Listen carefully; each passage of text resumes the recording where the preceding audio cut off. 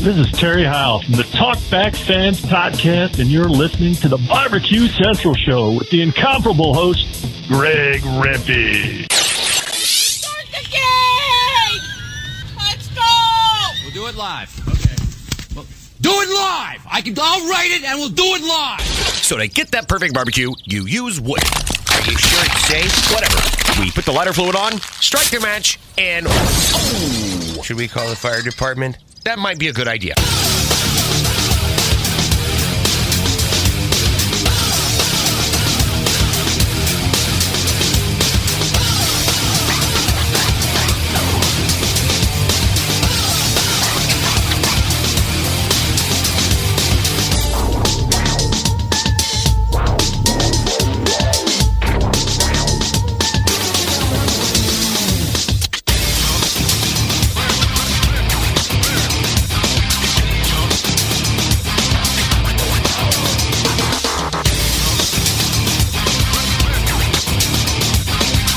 Hey, good evening, and welcome to the really big Barbecue Central Show. This is the show where we talk about all things that are important in the world of barbecue and grilling. The show is originating from the Rock and Roll Hall of Fame city, Bomb City, USA, Cleveland, Ohio, the barbecue capital of the North Coast.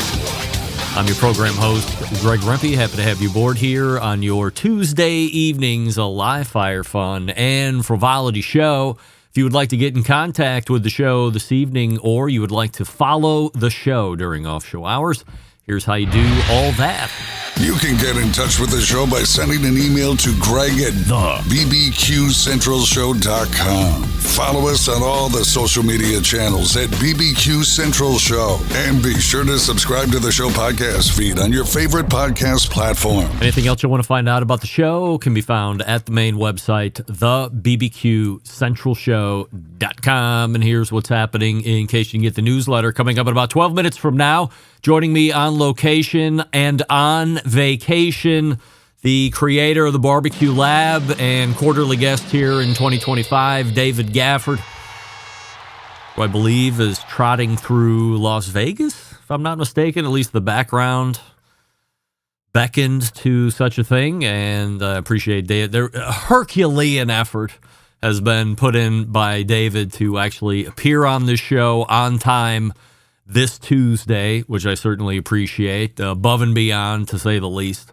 So happy to have David coming up shortly. And then after David, we will be joined by show favorite, educator, expert, and overall know-it-all and friend o' mine, Robert Moss, where, believe it or not, you might just hear a smidge or a lot more talk on the topic that has brought the Barbecue Central show to its very knees, a topic that is the most hotly debated, specularized, and or otherwise, and I didn't even see it coming, which of course is the Michelin Star Guide and how it works.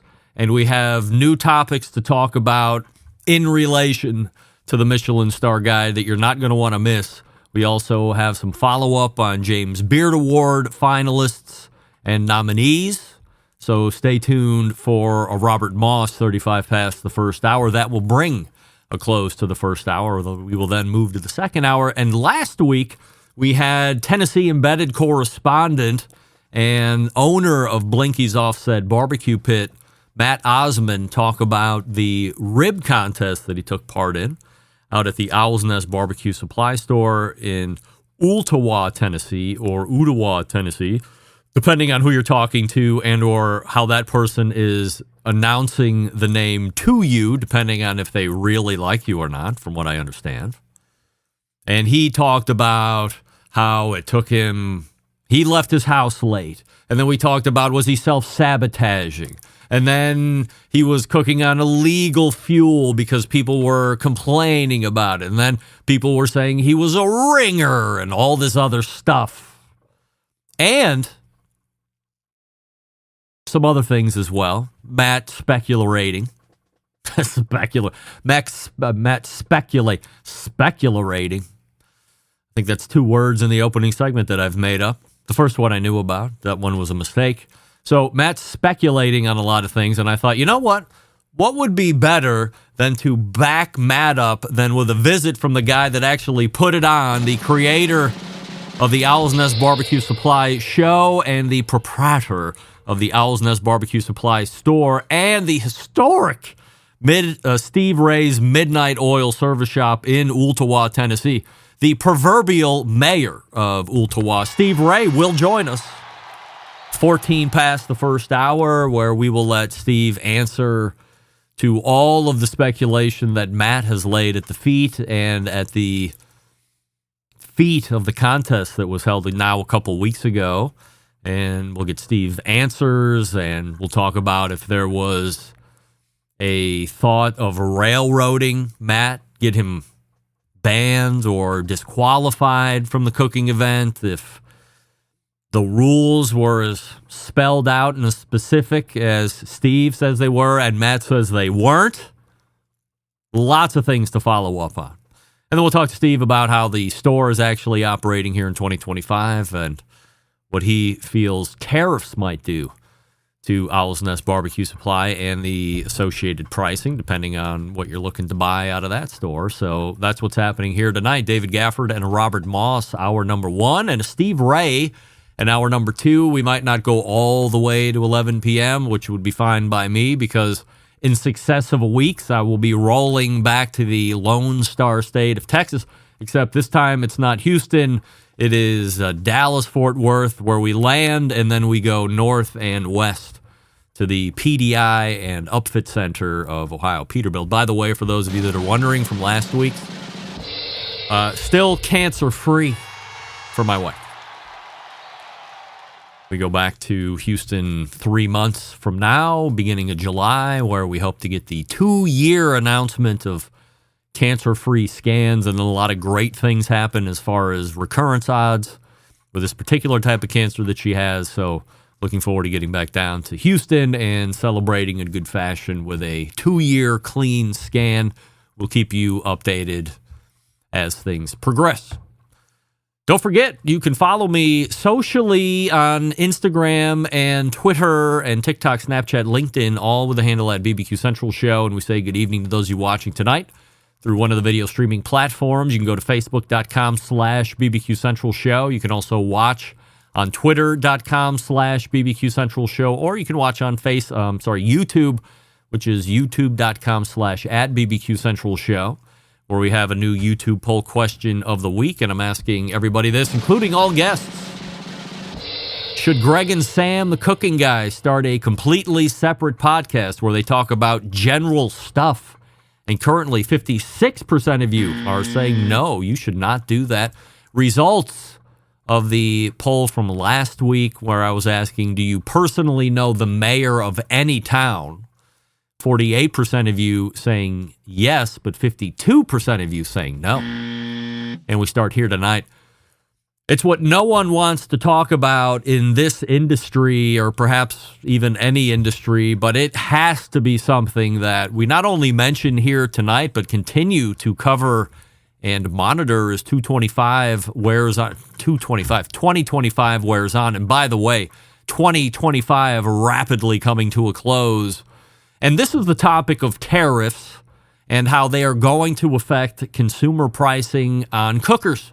I'm in the process of lining up interviews with some of the most important people in the cooker manufacturing world, and we'll bring these interviews and segments to you as soon as I have them locked and loaded. But here's what I can tell you right now, as of April 8th.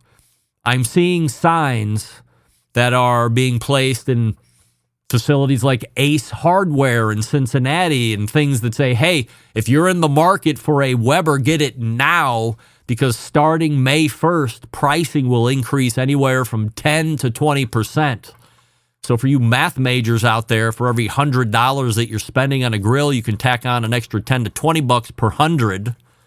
Maybe that's not that big of a deal on a $175 kettle, but Weber does make higher end units that will add hundreds of dollars of extra cost onto those grills. And by the way, this is not something that will be exclusive to Weber. This is most certainly going to become table stakes within the industry and, quite frankly, across all industries in general. I heard from a highly reliable source, and not only did this person recommend getting tariff content on the show in some form or fashion, this person also said that no country was spared from tariff implementation, and he expects to see at least 20% increase on pricing across the board for most brands, if not more. So, all that to say this, don't sit on the fence if you're planning on purchasing a new cooker for this year's grilling and barbecue season. Do it expeditiously so you can save your thin guilders while you're still able to. Otherwise, you're just overpaying for no reason. Nobody likes to do that. As I get the tariff segments booked, I'll be sure to promote them here on the show because this will be an important topic throughout the balance of 2025, no doubt. Could Pits and Spits be affected by tariffs? Well, maybe we'll be lining up a Ryan Zaboral to check it out. But in the meantime, let's talk about two of their great cookers.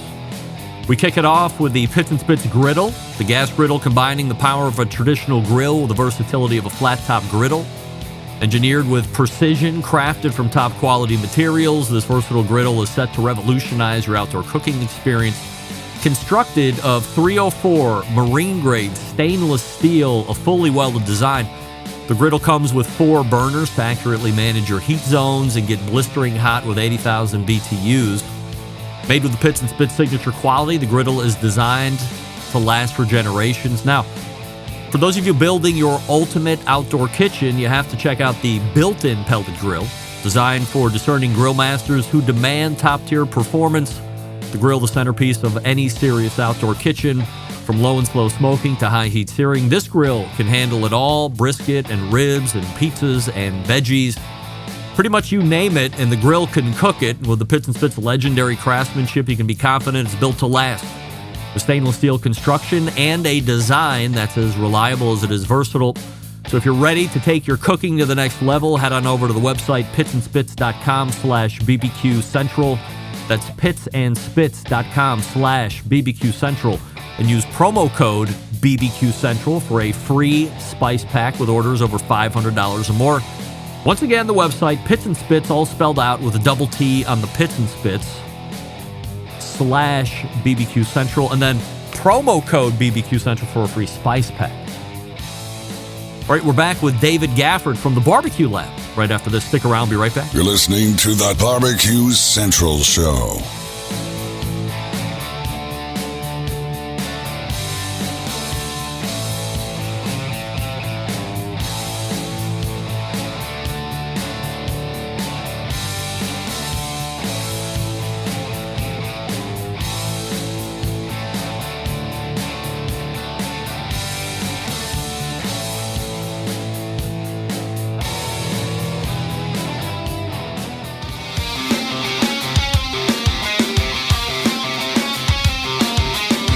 Broadcasting live from the Barbecue Central Show studios in Cleveland, Ohio.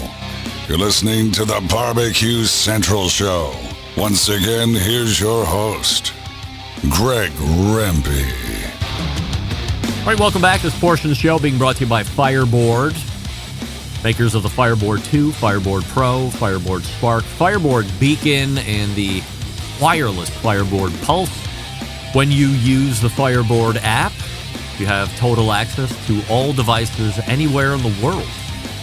Find out more by visiting fireboard.com or call 816-945-2232 with folks over at Fireboard. My next guest tonight creates some of the most comprehensive barbecue and grilling reviews that can be found across the internet.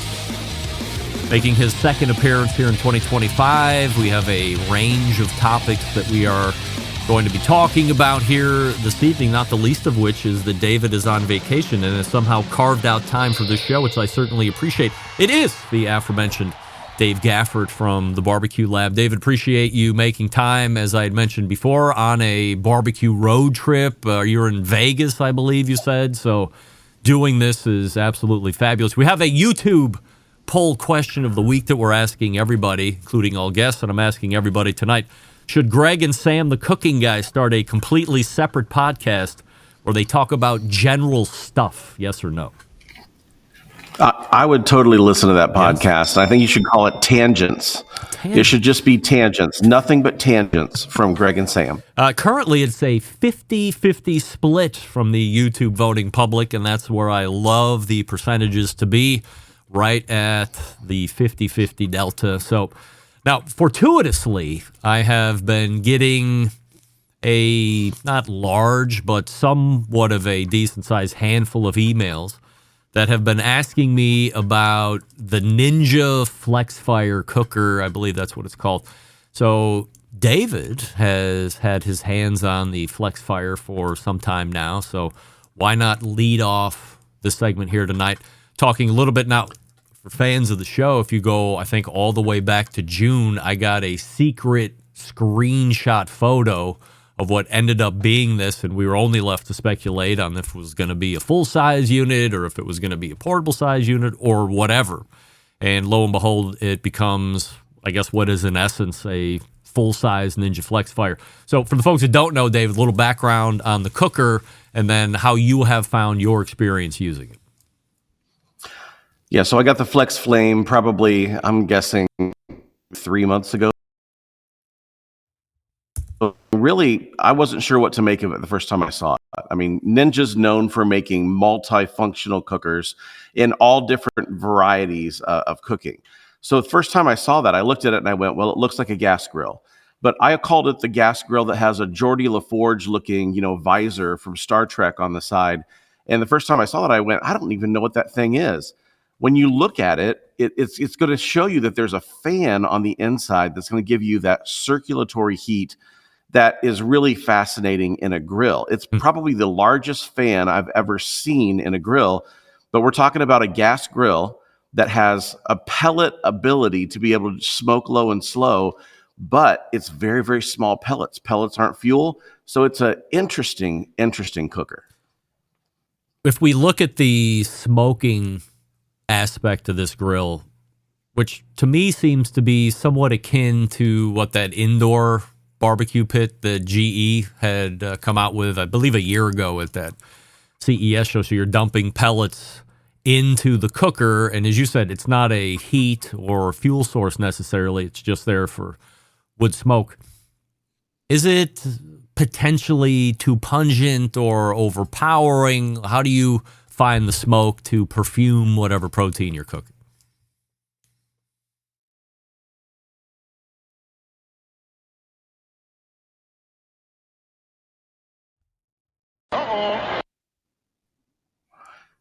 I would love to act like the performance of the Wi-Fi here is going to be great enough for this show, but I would say that the performance of the pellets is somewhat underwhelming in the fact that that fan is doing so much air movement that I didn't find that it had the punch and the pack that I want from the pellets to smoke with.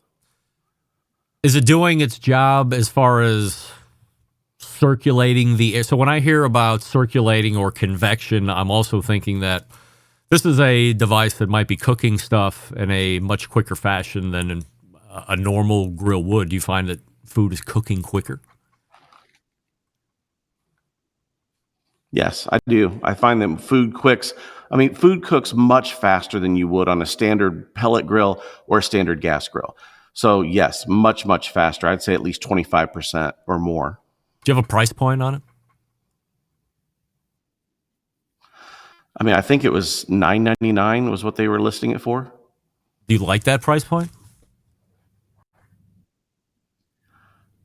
It's gonna find some buyers at that price point. I also think that it probably be lower. Personal preference. The other grill that I wanted to talk about tonight specifically is a brand that I've actually been aware of for at least 4 years, maybe 5 years. I've tried to invite them on the show. It hasn't really gone well for me just from an introduction standpoint. Canadian-based company called Black Earth. You've had, according to the video, at least 5 months of hands-on time with what looks to be a full-size gas grill, 3 burners, 4 burners, or whatever it was. What do you like about Black Earth?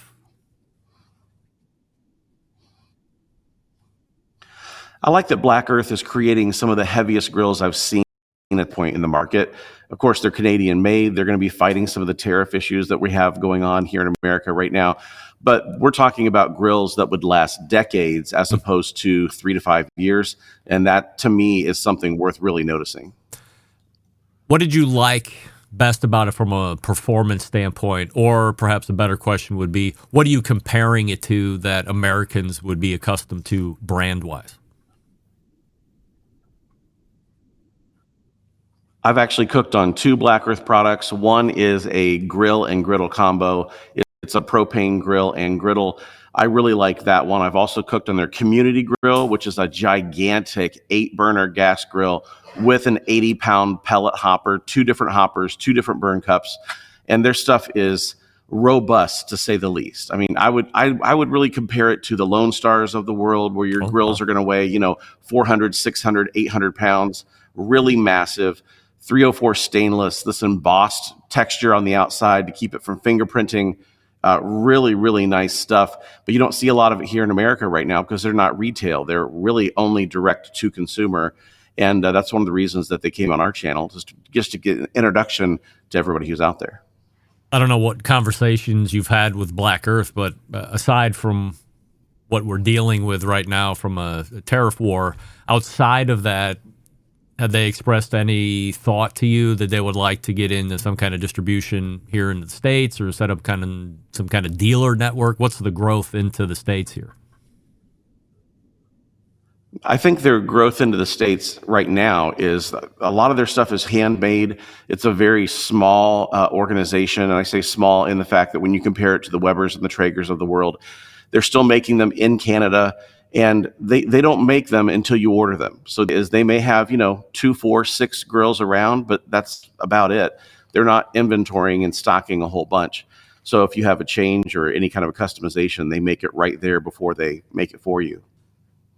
To me, this sounds like the Canadian version of a Pits and Spits almost, where now Pits and Spits does have a little bit of a dealer network through like Academy Sports and some other things like this, but they're handmade, mostly, not stocking a ton. Quality is obviously through the roof. From a price point angle, what's the Black Earth stuff look like? Yep, I missed part of that question because I'm getting about every third word, and I apologize. I'm here in Memphis at Bass Pro Shops Pyramid, taking my son on a barbecue road trip, and so we are at the mercy of the Wi-Fi here at the hotel. So I heard about a third of that. Yeah, what price point are those Black Earth grills at?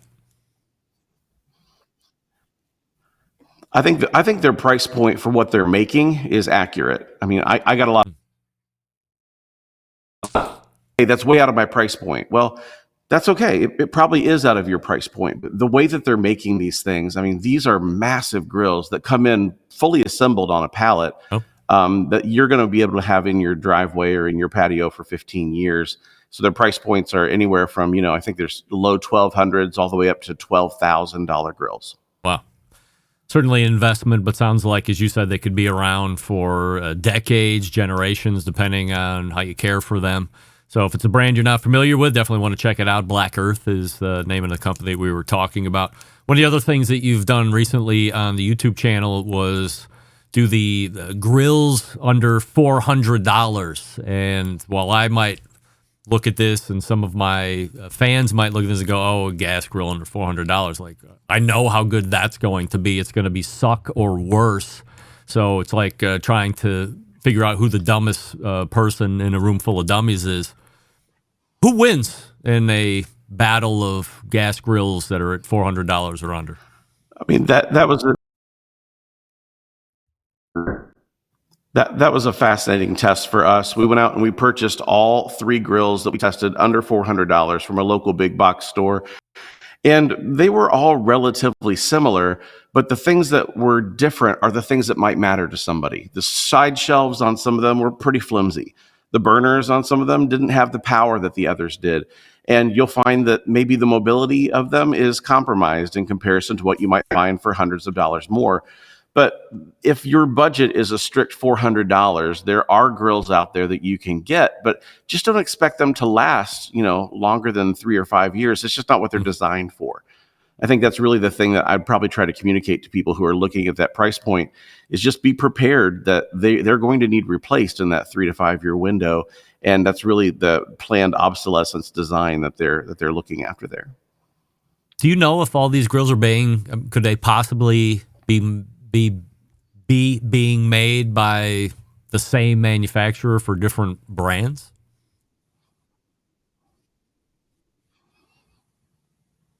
Yeah, sorry, Greg, I'm not hearing you. I got something about different brands. That's all I got. How about this?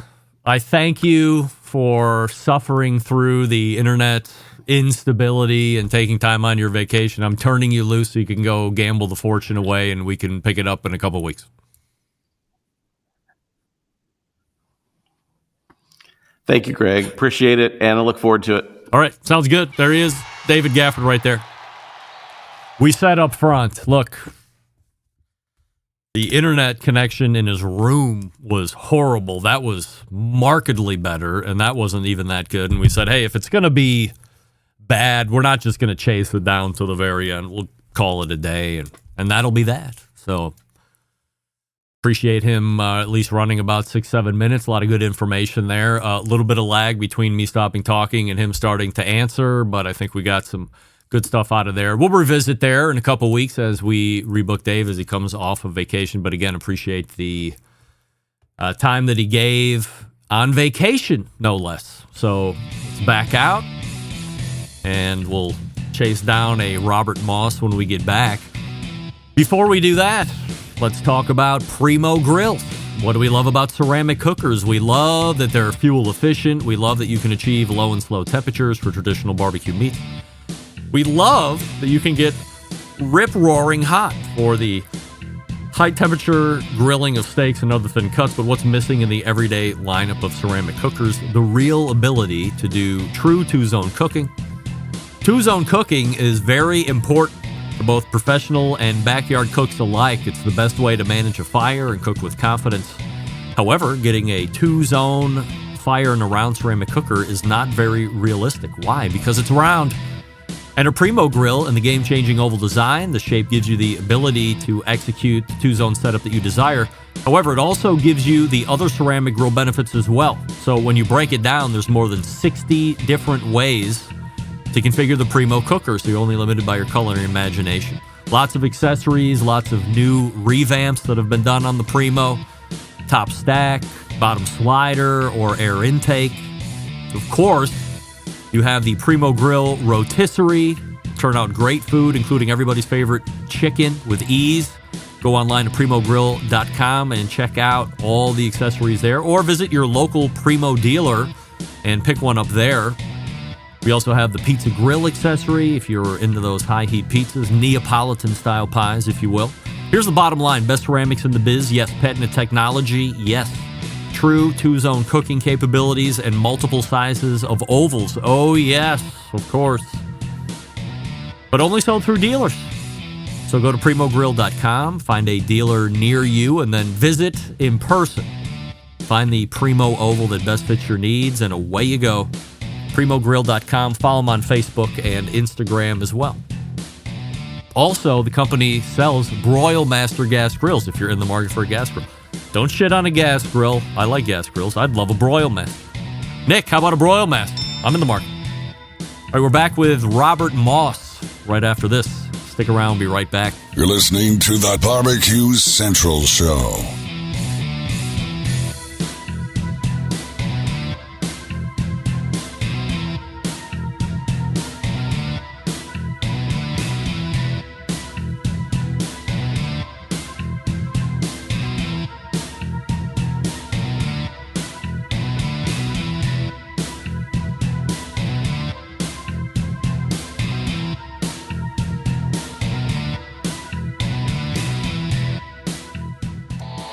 Howard Stern, Jim Rome, Dan Patrick, and Greg Rempe. The Mountain Rushmore of talk show entertainment. Now, let's get back to the Barbecue Central Show. We thank Dave Gafford for joining us for a few moments last segment on his vacation through Las Vegas, a barbecue roadie. The Barbecue Lab, all spelled out BARBECUE, thebarbecuelab.com is his website. Follow him on social. This portion of the show being brought to you by Pit Barrel Cooker, the most unbelievable outdoor cooking device on the planet, currently available in 3 sizes with a host of accessories. Doesn't matter if you're a beginner or a professional, it's just a cooker you want to add to the arsenal. Visit pitbarrelcooker.com and tell them the Barbecue Central Show sent you. My next guest here this evening can be found 35 past the first hour, second Tuesday of the month for the last handful of years. A contributing barbecue editor for Southern Living magazine.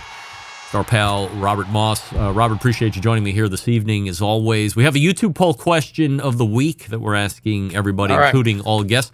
Should Greg and Sam, the cooking guy, start a completely separate podcast where they talk about general stuff? I will lead into that by saying I really like Dave's idea of calling it Tangents. That would be a great name. However, I would say no, not because I don't want to hear you and Sam doing an episode. I feel like you got to focus, and I'm worried if you had 2 shows, you would lose your focus, but also I think you might lose some of the special chemistry if we, it's special to have Sam come on and have that repartee. So I love hearing it. I would worry that if you tried to make a full-time podcast out of it, it might lose some of the special flavor that it has on as a recurring segment. I don't disagree, and unfortunately, Robert, we are in the minority here. 44% of YouTube voting public is saying no, and 56% are saying yes. So something that will never happen, of course, but always fun to ask. So before we talk about the topic that nobody realized was going to be the topic of 2025, at least on this show, that being the Michelin Star Guide, why don't we go ahead and get an update on the other side of this deal, namely the James Beard nominees / finalists. As you peruse, who's standing out, if anybody, to you? Yeah, well, first, before I have to do a correction, or at least an addition from the last time I was on, which I think I missed March, back in February, when the semifinalist list came out. And Doug Scheiding sent me an email and reminded me that we totally forgot that a set of barbecue folks we were talked about the barbecue folks who are pitmasters who are nominated for best chef in their region. But we missed the outstanding chef, which is the category for the best chef in the whole country. And there of the 20 semifinalists, one of them, there are actually 2 of them, are the guys from Burnt Bean Company in Seguin, Texas, which is Ernest Cervantes and Dave Kirkland. They were nominated for the semifinalists. So, Doug, thanks for reminding me. I missed that the first time around. But it doesn't matter that much, I guess, because I didn't make it the cut to the finalists. And so the barbecue crew got whittled down a little bit. I think there are 3 barbecue people, and Doug will email me later and correct me if I missed somebody else. But as I read it, there were 3 barbecue folks who made it to the finals, or the finalist list. Funny, of the 3, I've eaten at a lot of barbecue places. 2 of the 3 I've never been to. One of them is Danny Castillo out at Heritage Barbecue in San Capistrano, outside of San Diego in California. I just haven't made it out to the West Coast in a while and eaten there, though I've heard really good things about Heritage. Same. The other, Ryan Fernandez at Southern Junction Barbecue in Buffalo, New York, was made the cut for best chef in New York State, not all of New York, because New York City gets excluded. Never been there, and I don't know the next time I'm in Buffalo if I'll be eating barbecue or not, but so I haven't been there. However, the third one who made it through is, and I think I may have talked about Robbie a little bit last time, but Robbie Robinson at City Limits Barbecue, which is just up the road from me in West Columbia, South Carolina. I actually was there last week. It was driving back from Greenville through Columbia, took a pit stop on a Sunday and ate at City Limits, and it's fantastic. So he is, I won't get in the whole as a pit master, a chef thing. We beat that to death, I think, last episode. But if a pitmaster can be considered a chef, I think Robbie's right up there, and he's doing some really, really interesting things at City Limits, really blending sort of like the new Texas craft style with another foot in the tradition. And I think more than anything, everything he does, the attention to detail, it's not like he just has a few good things. Every single thing he serves is great. Open 2 days a week, has a totally different menu on Saturday from Sunday. It changes up. And so a really great place. And I'd encourage anybody who's driving down I-26 through Columbia, South Carolina. It's just like a quarter mile off the interstate. Stop off on Saturday or Sunday and go to St. Lemons. Does he have another restaurant, or does he work in a factory No, the this other is his 5 days a first one. week? He was on my best. He was on my best new barbecue joints list, which just came out like I think last year. He started off as a food truck, doing sort of like Texas style offset cooker. He parked his truck like in right outside of Five Points, which is the big sort of nightlife district in Columbia, South Carolina. I did that for a while. Then moved across, had sort of a semi-permanent spot, and then he found this old garden center that used to have like plants and like a whole nursery in West Columbia, and which is over the river from downtown Columbia, South Carolina. Transformed into this sort of like rambling barbecue compound. It's great. I mean, it's got everything you want. It's a cool place to visit. It's, people line up for it, but not too long. 30-minute wait. But it's really a great place. But no other restaurant, not a chef from another life. He sort of just got serious about barbecue and really got into it, and has truly honed his craft of, like, say, probably the last 5 or 6 years. How do you make a living working 2 days a week? I don't know. That's a good question. Actually, he's not working. It's even worse. How do you make a living selling food 2 days a week? Because they're working 5 or 6 days a week. They're cooking all week. And he said he wanted to add. Well, last time I talked to him, he said he wanted to add Friday service. But the problem was the space he has isn't big enough to do all, because they have this whole process they have to go through for the pickles and for the brining and for smoking and cold smoking and doing this kind of stuff. They just don't have enough refrigerator and kitchen space right now to cook enough food to serve 3 days a week. So he's working on that and hopes to open up. So he's somehow paying the rent and paying the bills. And he has a team. It's not like just him. It's about probably 10 people working at any one time. I think they're open all of 9 hours a week. And somehow he's managing to pay the bills with that. I assume he does catering and stuff like that, like a lot of barbecue. Maybe he's financially independent. It could be. If you look at the place, it's probably low overhead. Definitely a DIY kind of joint, which makes it all the more exciting. Because, like, if you go to a lot of these places, they've got investors, and they've sunk $2 million into a building and a bar and all that kind of stuff. He doesn't have a bar and everything, that kind of thing. So I think it's low overhead. I think he does a lot of it himself with a small crew, but it's a pretty impressive operation nonetheless. Let me circle back to what we started out with here in the segment, which was mention of Kirkland and Ernest Cervantes down at Burt Bean Company. Have you eaten there? I sure have, a couple times. Everybody I've heard that has been there, rave reviews might be an understatement. How good is the food there? It's right up there. It's as good as any in Texas, I would say. And I think, Daniel Vaughn would agree with it. He put it way up on the list.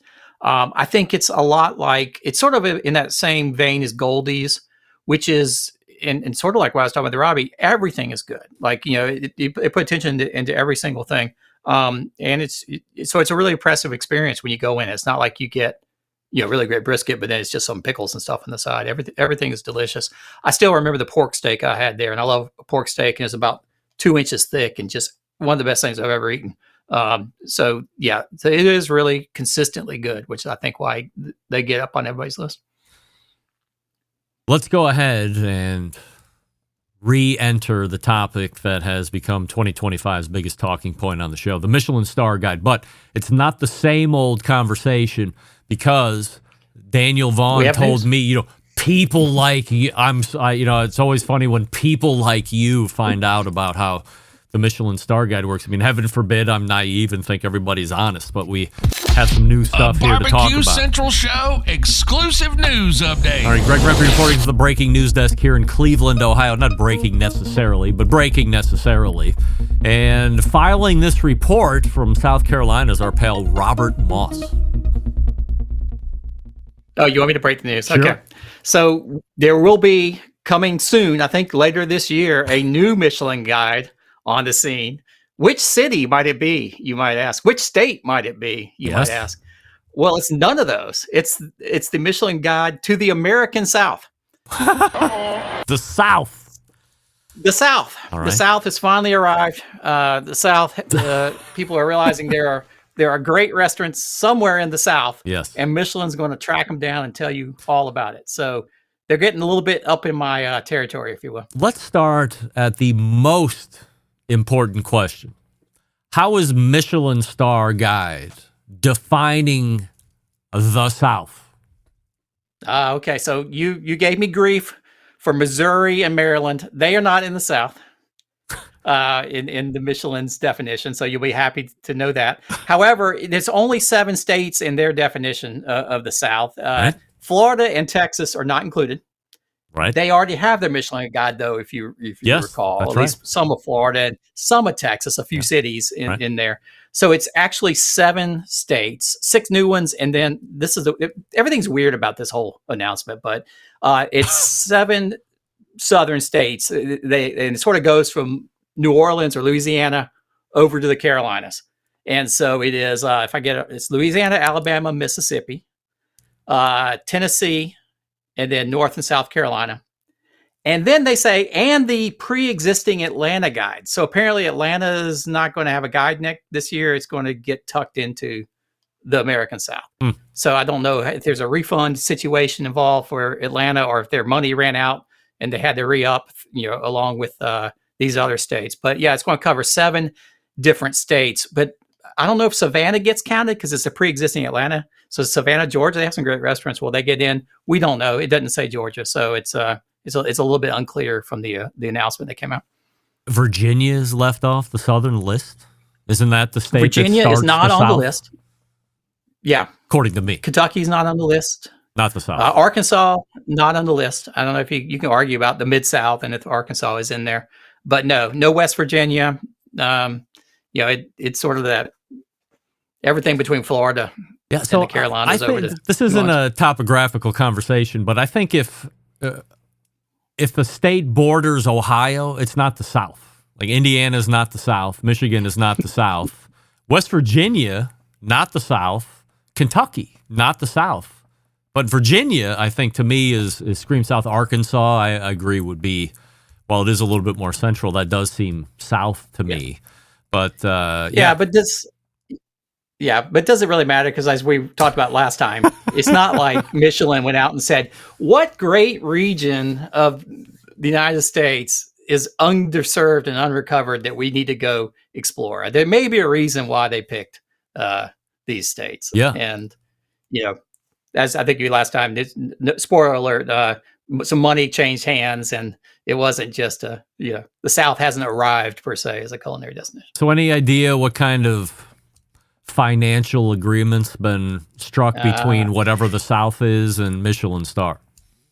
Well, this is where it gets even odder and weirder to me, at least. There's I don't have any information about the money that changed hands. That's not been announced yet. I'm sure at some point a reporter will get. They did manage to publish because some of these are public agencies and state agencies, so they'll end up getting reported at some point. But the real question is, who is behind this Michelin guide? Because no surprises, it's actually sponsored. It's sponsored by an organization called Travel South USA. No surprise, the press release was from Michelin Guide and Travel South USA. This is one of their destination partners, which means that they've paid money to the Michelin Guide to cover it. Well, Travel South USA is a really interesting organization. It's actually made up of 12 different states, and it's basically the tourist boards from 12 different southern states who sort of are on the board of directors, and they fund this organization. So the money actually comes from the sort of state travel agencies from 12 different states, including Virginia. I don't know how Virginia, Kentucky, they're in this Travel South, but they didn't get in here. I'm not exactly sure. That part wasn't explained. But it is from this organization. So it is this travel bureau. And it gets odder, at least for me, because have you ever heard of Travel South USA? Never once. Probably not. I haven't. I've heard of all the agencies that make it up, when there may be a reason. So who are they trying to sell the South to? Like, who are they trying to get to come down south and explore the great cuisine? Can you know where their target market is? I would imagine it's me in Ohio and then probably north and east of that. No. It is not at all focused on American audience. It's focused on international travel. And the market they are marketing the South to is an international market. So Travel South USA, this is the first time they've done a Michelin guide or something like this, but they've been around for quite a while. They sort of have 2 sort of signature events, industry events that they do. One is called the Travel South International Showcase. So they do its international showcase. I think they do it every December. I think it was in Atlanta last year. It's going to be in Kansas City this year because Missouri is actually in Travel South. So Missouri sneaks into to this organization. But that is actually a showcase for international travel buyers, particularly these tour operators, these international tour operators. So they have a big conference where, a couple hundred tour operators will come to wherever and get sort of sold on the South so that they will end up packaging tours and bringing international tourists to these. It's trying to lure them to do package tours to the South.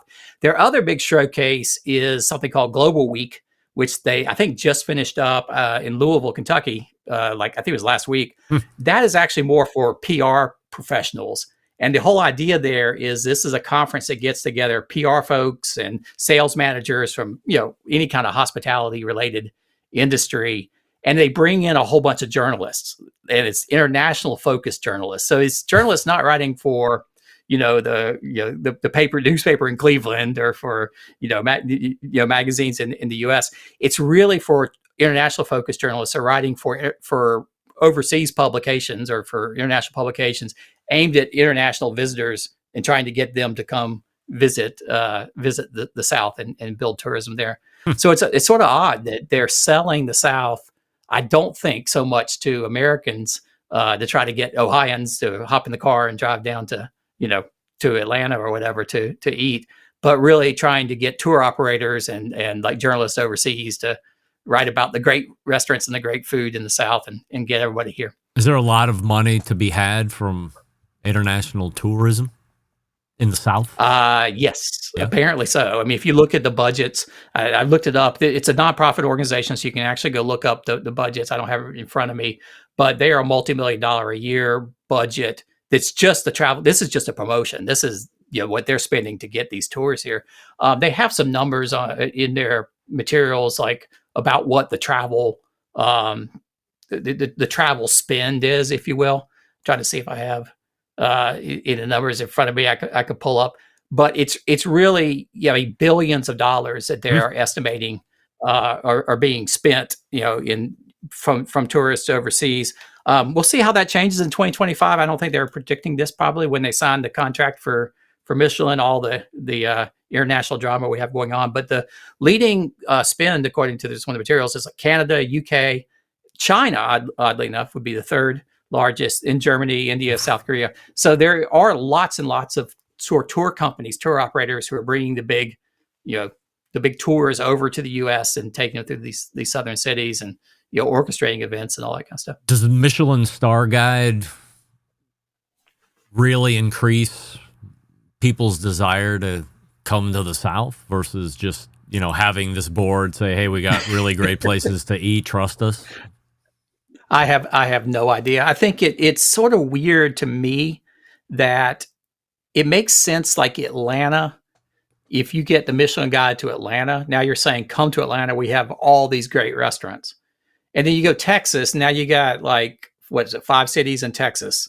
They're saying, "Okay, we have these great," but now we're doing 7 different states, and so we have all this great Michelin. So you're starting to really make it diffuse and really spread it out. And then I really am curious, how many inspectors do they have? According to all the official announcements, the inspectors have already been on the ground. They're touring. They're picking the restaurants. Michelin swears that they maintain their independence. Yes, they'll come to the region because of the travel bureaus, but the inspectors and the editorial team is totally independent, and they pick the restaurants and they pick the ones to make the guide based solely upon their judgment of quality. I don't know, but it does sort of make me wonder how many cities are they going to cover, and are they only going to cover the cities whose visitors bureau are contributing, or are they going to really try to hit every restaurant in 7 states in the course of a year? I don't know how many inspectors they have, but that's a pretty large territory to cover. I can attest, having tried to just cover the Carolinas is impossible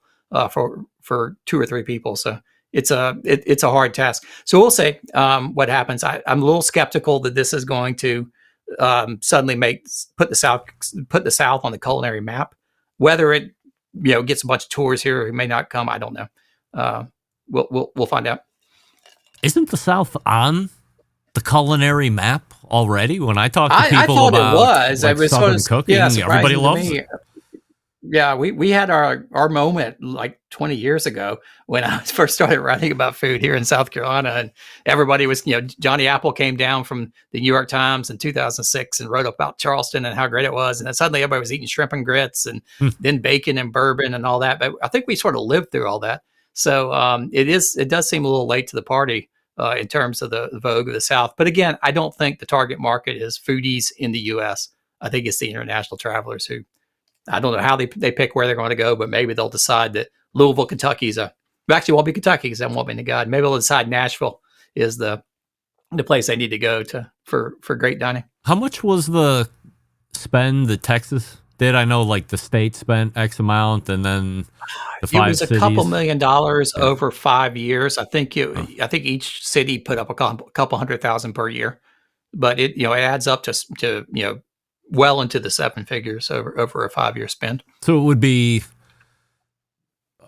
safe to think that this was going to be a multi-million-dollar spend for Travel South or whatever. I can only imagine it would be. And Michelin, the director, international director of Michelin Guide, was interviewed. I think was Bon Appetit did an interview with him last year, and he basically admits it. He said, "Look, we have a huge staff.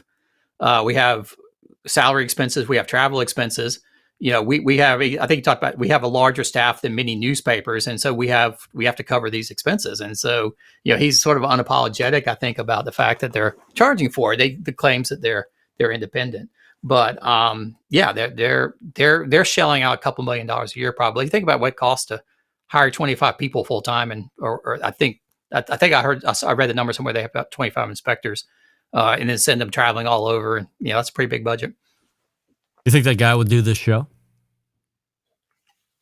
I think if you pony up, he would be on there. Now, will he show up? Pay? Probably. Wow. I have a long-standing edict on the show that I'm not paying for any guests. Yeah. I would be surprised if Michelin would show up. But you never know. You could ask him. Yeah. I mean, it's free promotion. I mean... Probably would like that. Maybe and I assume he's never listened to a second of the show. Otherwise, he might rebuff me on my laughing at the Michelin star guide over the last couple months. But it's your fault. I mean, you're the one that told me all about it. Yeah, no, I apologize for bringing this up. Yeah, we were going to cover other topics, but just the gift that keeps on giving. Yeah, they keep coming out with new material for us. Yes, I know. We're at April 8th here, and we were going to be so. For those of you who are just like getting into the fold here, last year we did a monthly topics with Robert Moss, a bunch of different barbecue topics. And then this year, leading into 2025, it was, hey, we're going to do deep dives on the classic barbecue sides and do history and why they're great and blah, blah, blah. And then the year turned and we have not even covered one side. We haven't even been close to covering one side because of all the other topics that have been going on here. Did you go to the HPB Expo in New Orleans last week by chance? No, I did not. I'm not really writing too much about that kind of stuff these days, so I didn't have a good, as much as I'd love to go to New Orleans, I didn't have a good excuse to make the trip. It seemed like an incredibly well-attended HPB Expo. Stephen Reichlin was there. I saw a lot of other big names. I was at the one in Louisville, Kentucky 2 years ago, and it was freezing cold. And there were... very limited. Like I might have been one of the biggest barbecue celebrities there, if that gives you a gauge on who was there. And there's no way I was going to go to New Orleans. But then I started seeing all the social media and I was like, oh shit, I probably should have went there. There was some big exhibits, a lot of new releases, celebrities that were there. Maybe it was just because it was New Orleans and not Louisville. I think it's probably a little easier. I think some people hate New Orleans, but I'm a big fan of it. I'll take any excuse to go, spend a couple of days in New Orleans. What's the best if you had to go eat one place in New Orleans? Somebody's going there this weekend. Where are you sending them to eat? Well, there's no one place because you got to eat a bunch of them. But Galatoire's is my sort of go-to high French Creole classic. You still have to wear a coat and tie for dinner. There's very few places in the U.S. we have to do that anymore. That's one of my, sort of go-to places for, for a big night out. I always go to Galatoire's. Actually, I like going there for lunch. You have this long lunch and at Galatoire's is great.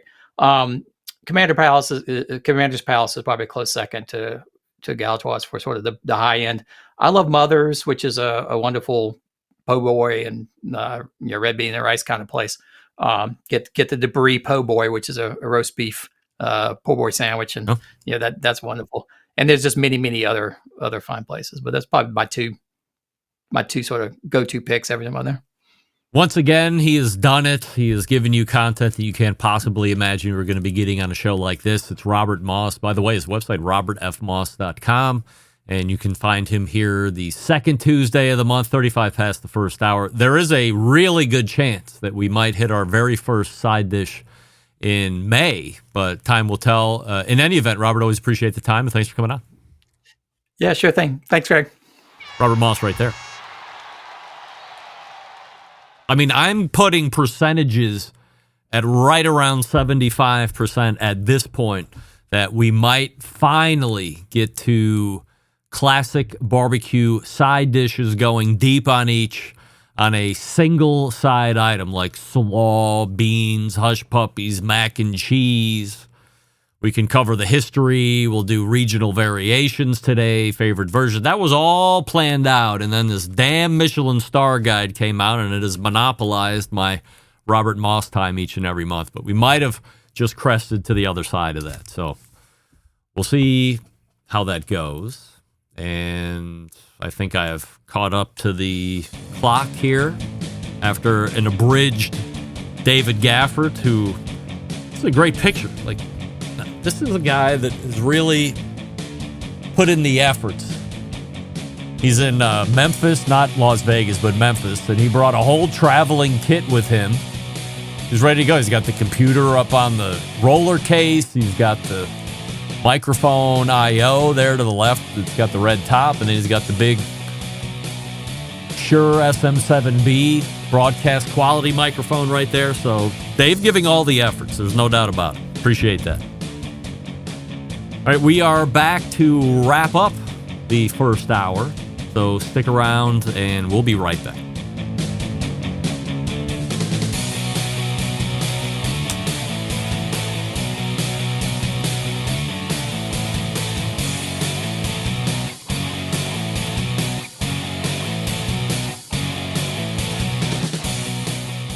Continuing to produce incredibly mediocre content in an exceptionally professional way. You're listening and watching the Barbecue Central Show. Once again, here's your host, Greg Rempe.